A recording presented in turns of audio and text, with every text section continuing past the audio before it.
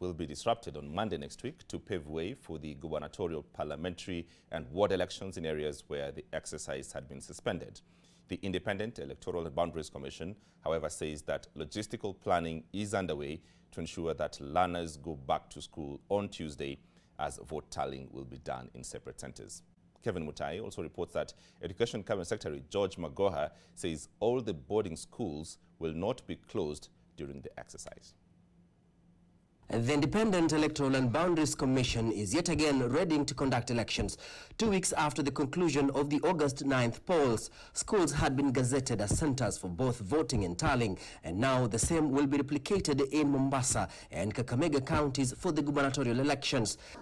IEBC also says schools will be closed in Rongai, Kacheliba, Pokot South and Kitui rural constituencies, as well as Nyaki West and Kwanjenga wards to allow for parliamentary and ward voting respectively. We want to explore the possibility of using tents probably in the playgrounds to see if we can be able to at least do the election in those specific areas. But if it's not possible, then to see if we can be able to gazette other places that we can be able to use for the purpose of election. The electoral body had written to the Ministry of Education, but the Cabinet Secretary George Magoha directed that schools will only be closed on Monday, with learning expected to resume Tuesday, 30th of August. We're not going to ask our children in boarding schools to go home again. It is far much wiser to ensure that the children who are in boarding school remain in boarding school and do other things and avoid the classrooms where the voting will be taking place. In Mombasa, Changamwe and Jomvu constituency tallying centers will be moved to social halls as counting of gubernatorial votes will be expected to continue on Tuesday, according to the county returning officer Swalha Yusuf. It's all systems go and ready for the Monday polls.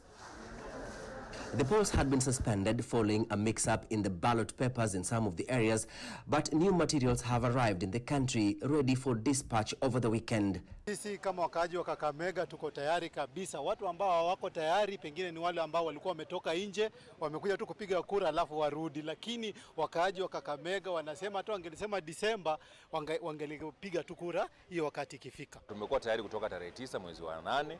Kwa hivyo wananchi wote wako tayari. Na nataka tuambie wananchi ya kwamba serikali ni mbili. Kuna serikali kuu na serikali ya gatuzi. Kuja chagua serikali yako ambayo unataka ikuongoze. Kuja kulingana na mrengo yako, piga kura mahali unataka kupiga, lakini tujitokeze wote kwa wingi tupige kura. The campaigns will also come to an end Saturday, 48 hours before the election day. Kevin Mutai, NTV in Mombasa.